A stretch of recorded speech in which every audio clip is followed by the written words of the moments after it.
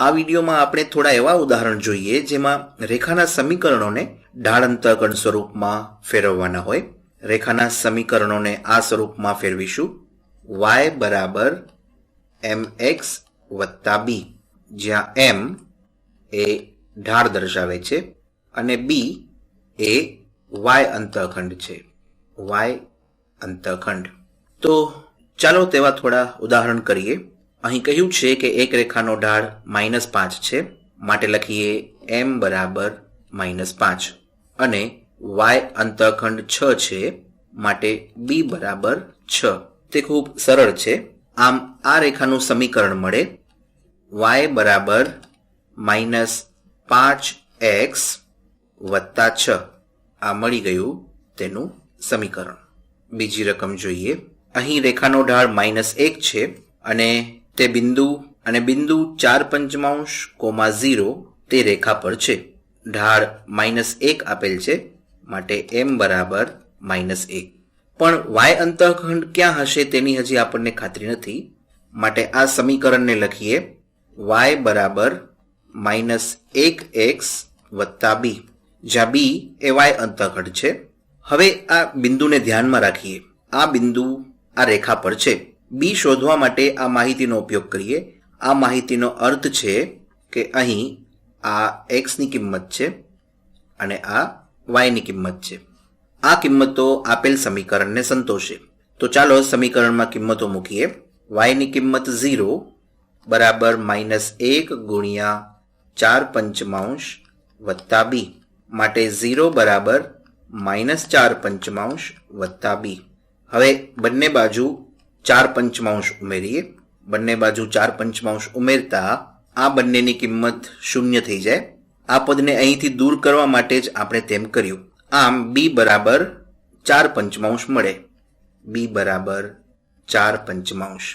હવે આ રેખા માટેનું સમીકરણ મેળવી શકાય. y બરાબર -1 ગુણ્યા x, જેને ફક્ત -x તરીકે લખીએ, વત્તા b બરાબર 4/5. આ મળી ગયું આપેલ રેખાનું સમીકરણ. વધુ એક રકમ. બિંદુ 2,6 અને 5,0 એક જ રેખા પર આવેલા છે. અહીં જુઓ, અહીં ઢાળ કે y અંતઃખંડની કિંમત આપેલ નથી, પણ આપેલ માહિતી પરથી તે બંને શોધી શકાય. તો સૌપ્રથમ ઢાળ મેળવીએ.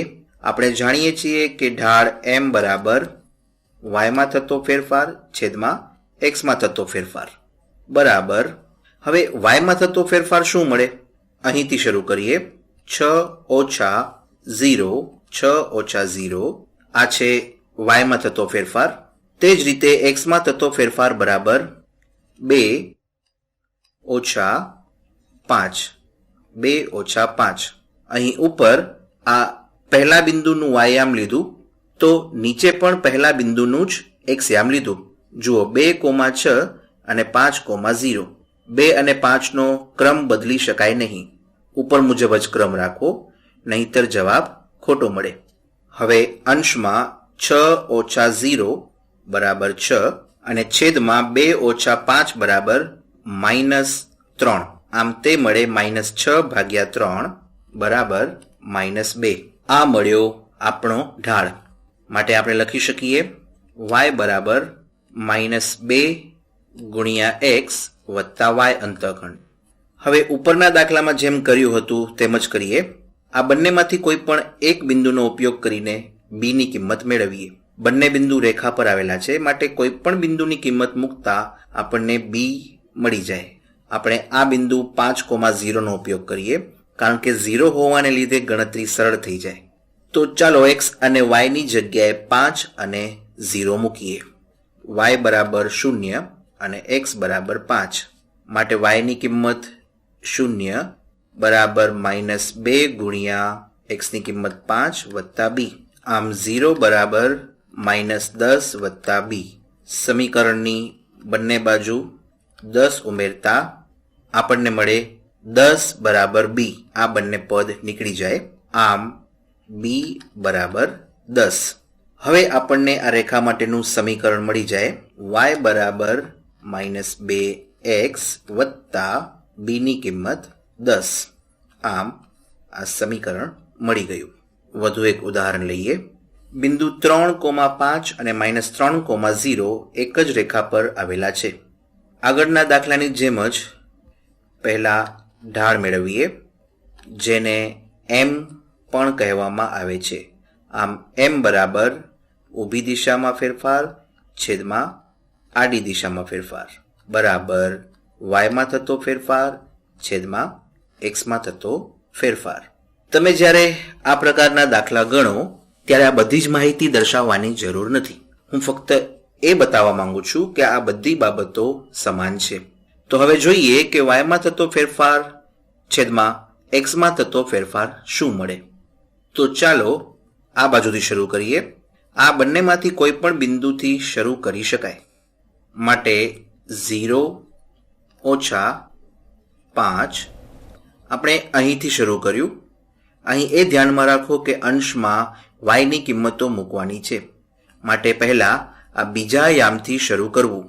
હવે છેદમાં -3 ઓછા આ 3 -3 એટલે આ બિંદુ અને 3/5 એટલે કે આ બિંદુ. અહીં બાદબાકી કરવાની હોય છે. તો હવે જવાબ શું મળે? 0 - 5 બરાબર -5 છેદમાં -3 - 3 બરાબર -6. માઇનસની નિશાની નીકળી જાય, આમ જવાબ થશે 5/6.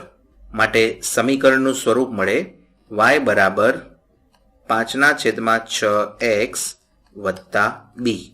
હવે આ બંનેમાંથી કોઈ પણ બિંદુ લઈને તેના યામની કિંમતો સમીકરણમાં મૂકતા આપણને b મળે. જેમાં 0 હોય તેવા યામ લેવાનું હું વધુ પસંદ કરું છું. માટે 0 બરાબર 5/6 ગુણ્યા -3 વત્તા b. અહીં આપણે એક્સની જગ્યાએ -3 અને વાયની જગ્યાએ 0 મૂક્યું. આ બિંદુ રેખા પર છે માટે તેમ કરી શકાય. આ બિંદુના યામ આ સમીકરણને સંતોષે. બીની કિંમત મેળવીએ. આમ 0 બરાબર આ બંનેને 3 વડે ભાગતા 3 × 3 3 × 6 માટે -5/2 વત્તા b. સમીકરણની બંને બાજુ 5/2 ઉમેરતા 5/2 બરાબર આ પદ 0 થઈ જાય બરાબર b. આમ b ની કિંમત મળી 5/2. માટે હવે આપણી રેખાનું સમીકરણ મળે y બરાબર 5/6x વત્તા b ની કિંમત 5/2. આમ સમીકરણ મળી ગયું. વધુ એક પ્રશ્ન. અહીં એક આલેખ છે. હવે આ આલેખના આધારે સમીકરણ મેળવીએ. તે ખરેખર વધુ સરળ છે. જુઓ કે ઢાળ શું છે. ઢાળ બરાબર વાયમાં થતો ફેરફાર છેદમાં એક્સમાં થતો ફેરફાર. ચાલો જોઈએ કે તે શું મળે. એક્સમાં 1 એકમ આગળ વધીએ. આમ એક્સમાં થતો ફેરફાર બરાબર 1. ડેલ્ટા એક્સ બરાબર 1. તો તેને અનુરૂપ વાયમાં શું ફેરફાર થાય છે? જુઓ કે વાયમાં 4 જેટલો ફેરફાર થાય છે. માટે ડેલ્ટા વાય બરાબર વાયમાં થતો ફેરફાર બરાબર 4. આમ 4/1 બરાબર ઢાળની કિંમત મળી 4. હવે વાય અંતઃખંડ માટે શું કહી શકાય? આલેખમાં જુઓ કે રેખા વાય અક્ષને -6 માં છેદતી હોય તેવું દેખાય છે. એટલે કે b ની કિંમત 0, -6 છે તેમ કહી શકાય. આમ b ની કિંમત -6. હવે રેખાનું સમીકરણ આપણે જાણીએ છીએ. y બરાબર ઢાળ ગુણ્યા x વત્તા y અંતઃખંડ જે -6 છે. આ આપણી રેખાનું સમીકરણ છે. વધુ એક ગણતરી કરીએ. અહીં કહ્યું છે કે f(1.5) બરાબર -3 અને f(-1) બરાબર 2. એટલે શું? તેનો અર્થ છે કે જો વિધેયમાં 1.5 મૂકીએ તો તેની કિંમત -3 મળે. એટલે કે બિંદુ 1.5, -3 રેખા પર છે અને x ની કિંમત -1 મૂકીએ ત્યારે f(x) બરાબર 2 મળે છે. આ માહિતીનો અર્થ છે કે આ બંને બિંદુઓ રેખા પર છે. અહીં આવી માહિતી આપવાનો હેતુ એ છે કે તમને વિધેયનો પરિચય મળે 1.5 માટે વિધેયનું મૂલ્ય મળે -3. તેને આ રીતે પણ લખી શકાય, y બરાબર f of x, એટલે કે આ y યામ છે. x ની કિંમત 1.5 માટે y ની કિંમત -3 છે. હવે રેખાનો ઢાળ મેળવીએ. ઢાળ બરાબર y માં થતો ફેરફાર છેદમાં x માં થતો ફેરફાર બરાબર, અહીંથી શરૂ કરીએ, 2 ઓછા -3, 2 ઓછા -3 છેદમાં -1 ઓછા 1.5.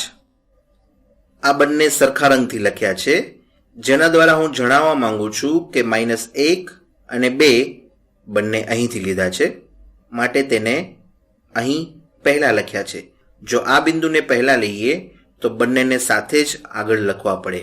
અહીં 2 પહેલા લીધા છે તો -1 ને પણ પહેલા લખવું પડે, માટે જ તેને અલગ રંગથી દર્શાવ્યા છે.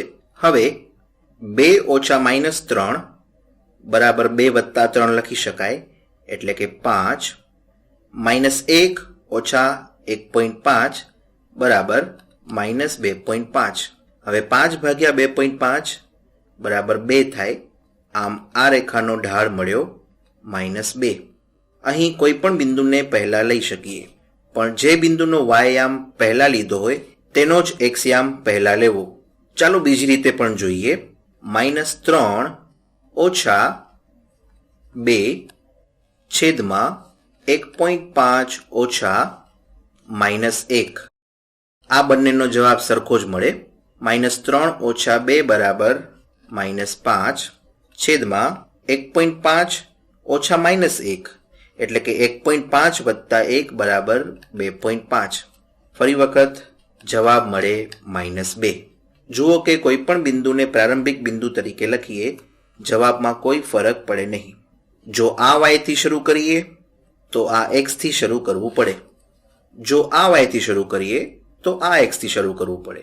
જો આ y થી પૂરું કરીએ તો આ x થી પૂરું કરવું પડે.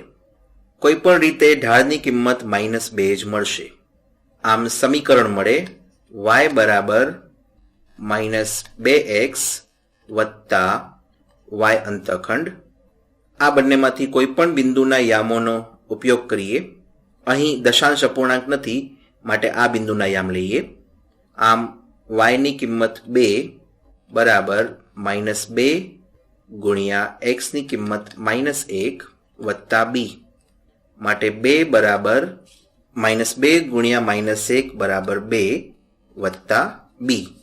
બંને બાજુથી 2 બાદ કરતા આપણને મળે અહીં 0 બરાબર b, માટે b બરાબર 0.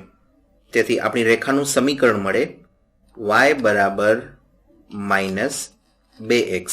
b ની કિંમત 0 છે. હવે જો તેને વિધેયની રીતે લખીએ તો તે મળે f of x બરાબર -2x. y બરાબર f of x લીધેલ છે, પણ આ ખરેખર એક સમીકરણ છે. અહીં y દર્શાવવામાં આવતું નથી, માટે તેને f of x બરાબર -2x પણ લખી શકાય. આ દરેક યામને x અને f of x તરીકે બતાવી શકાય.